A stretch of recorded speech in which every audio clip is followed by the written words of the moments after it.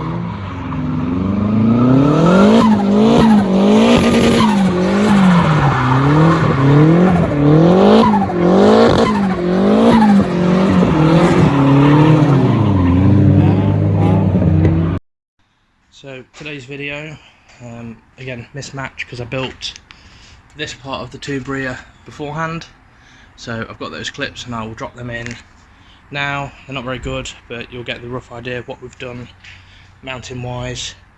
And then to make this loop, ran out of tube, which is why the two bits welded together, but now we've got the right tube, which is those bits. I'm going to cover all that just now.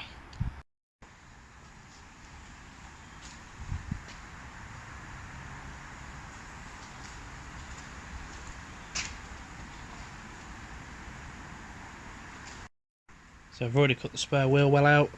Just be mindful of all these spot wells and make sure you cut underneath them, so obviously otherwise you won't be able to get the piece that you cut out off. We are going to cut all of this away as well, but just wanted to show you what basically just taking the spare wheel well out looks like. The uni strut is so I can measure up straight, so my cuts are straight. But yeah, all of this big block of steel is going to go. Going to cut it tight up to here, and then just make a tube rear end that fits in the gap. This at the back here is double skinned, so just be mindful when you're cutting it. It's all double all the way from here, so just be careful as you're cutting the inner and outers. Make sure they line up. So I've gone a bit mental with the grinder, cut all this stuff off to a point where both sides are even. I can plate this one quite easily. Just going to bolt these two plates together, weld the nuts on, and then weld it to the car. So this fits in here like this.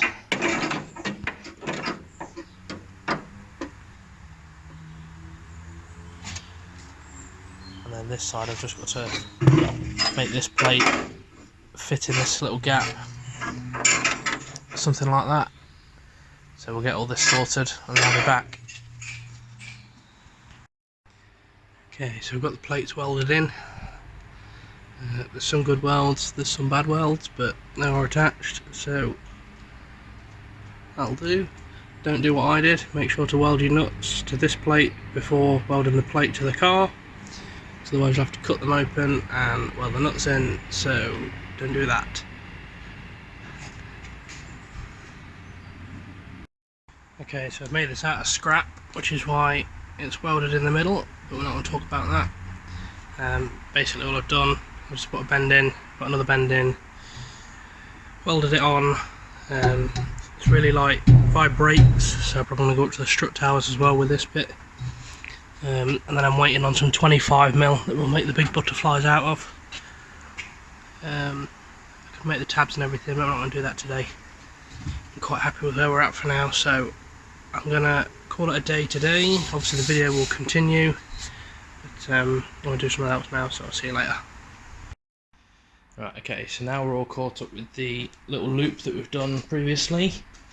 The next question is going to be, how on earth did I get that straight piece into that bent piece? What have I measured and how have I done it? So, I've got this wonderful contraption. It's basically a 300mm steel rule, obviously 2 of them bolted together, but it's got a little angle thing in it. View focus. Whatever. So, what I did was I came over here, and I know that I want the tube, so this will be our cheater tube just here. I know I want it to come out roughly in the centre before this bend, so about here. So I pointed this piece of steel at the centre, and then I made this bit of steel in line with the back of the car. Now don't worry that this is protruding, we're on about the angle at the minute, because obviously when it's bent it's not going to be poking out like that, is it? So point that at the centre, get that in line, and that's going to give us a rough angle, if I remember correctly, of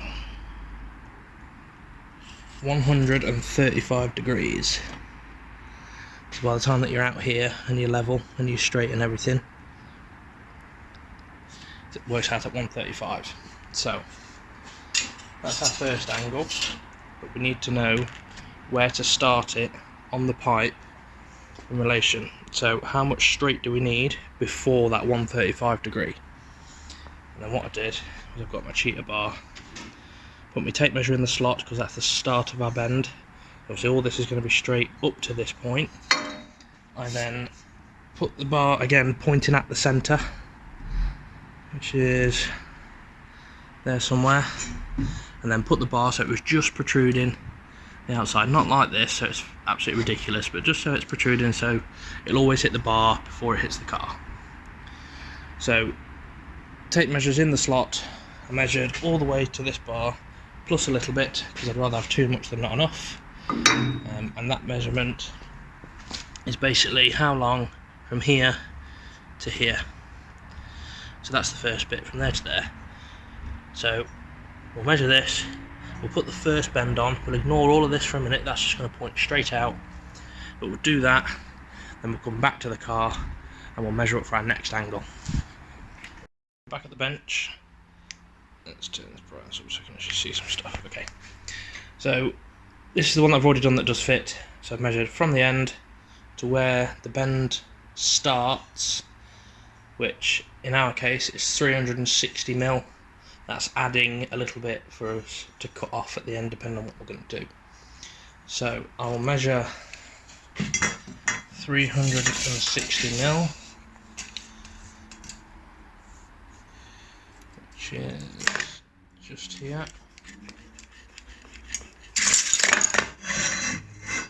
And then if we line these two up, you'll see it's just past where the bend actually starts. So what we'll do is we'll load that into this, and I'll show you why we put a mark where the bend starts and not in any other place. So I'll load it up and I'll be back. But basically, the start of the bend is where these dies meet. So the line that we put at 360mm needs to be at the start of those dies. Put your little buckle on, make sure your line's lined up in there. Tighten this down, not stupid, but tight enough. So we've nipped it with our fingers. I'll just come over here. Spanner. And then probably 1, 2 is fine. Then what you want to do is pull on this to take out all the slack in the bender. Because then what we're going to do is we're going to line up this, which currently doesn't line up for you, which now it does. So your little marker to 0 degrees. Okay, you can see we're at 135. One thing you always need to remember is tubes have spring back. So much it's, obviously I've been all the way around and clipped it, it's sprung back. So you'll end up going past 135 and then it'll spring back. So first bend is done, let's work out where to put the second one. Okay, so we've got the tube out of the bender. There he is. I'm going to really struggle to do this with one hand, but basically I've got the tube leaning on the tube we've already made. I'm going to bring it out until this section, where my thumb is, the straight bit, is in line with the car, and then until there's a little bit protruding past the car. I want my bend to start at that bracket, because they're the same on both sides. So all I'm going to do is put a pencil mark where that is, and then I'll show you from there because it'll be easier. So there's my pencil mark, and then that's where we're going to start the 45-degree bend to then continue the rest of this tube. Obviously it's opposite to this one, but it's the same if you've looked upside down, but then I can't see my mark. So because these are non-offset tubes, left fits right, right fits left, it's irrelevant. So I've already checked that that length to the that length to the 135 is the same as this one.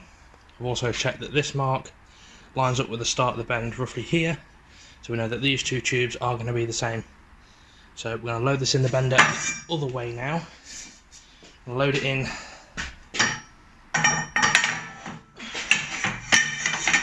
that way, because we want to start the bend on the longer side of the tube, not on the short side. So this is where the start of the bend is, going into this tube, not the start of this bend going into this tube. So I'll get this tight up and then I'll show you what to do about offsets. Okay, so we're loaded in the bender. Pencil mark is just where the die starts, and because this is a non-offset tube, we need to make sure that that bend is on the same axis as the bend we're about to do. So we're measuring the bender itself in line with the tube. Don't measure it this way because that's irrelevant to us. We need to measure that way, which in this case is 0 degrees, but it really doesn't matter. You just need to know what this angle is, because if you want a 10-degree offset and say this bender's set up at 10 degrees, that side of the tube needs to be at 20 degrees because it's the difference. So because we're after a 0 offset, we want 0 degrees here, so we want 0 degrees there. If you wanted a 10-degree offset, obviously you do 10 degrees there and 0 here, and I'm sure you're with us at this point. So we're going to put this on the tube, and in this case we're slightly out, so we need to come up a little bit.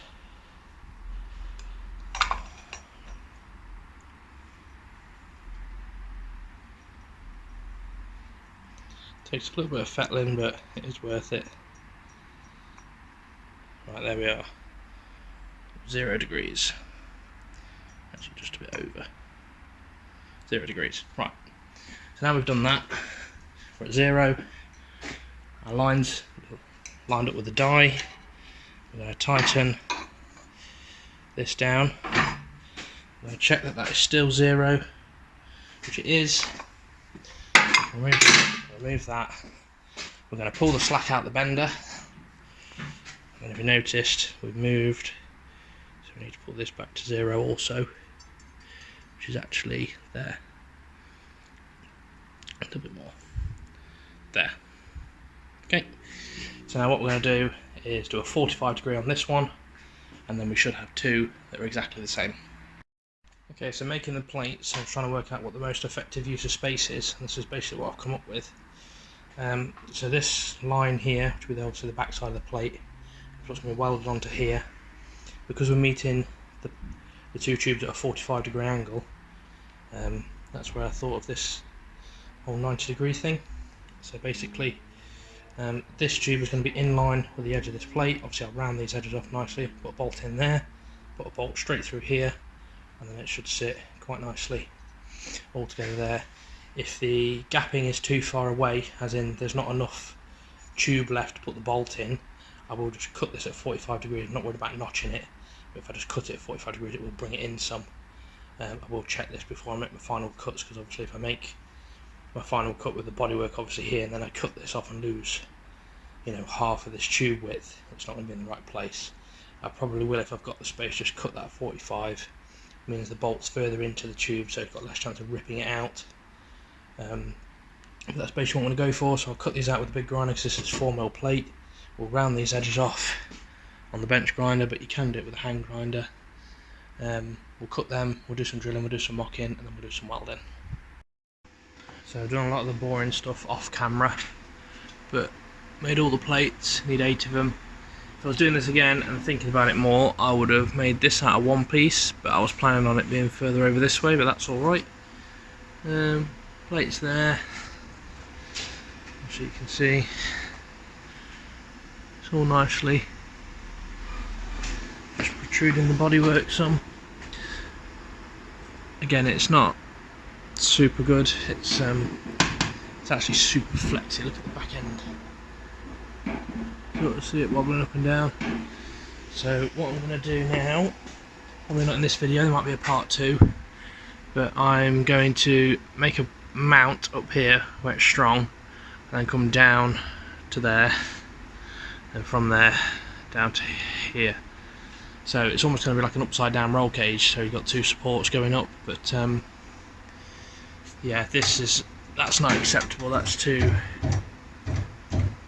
wobbling all over the place, so it's going to offer no structural rigidity. So we need some more tubes is what we need, so I'll probably end this one here. We've got a rough idea of where we're going with it, so we'll do a part 2. Stay tuned.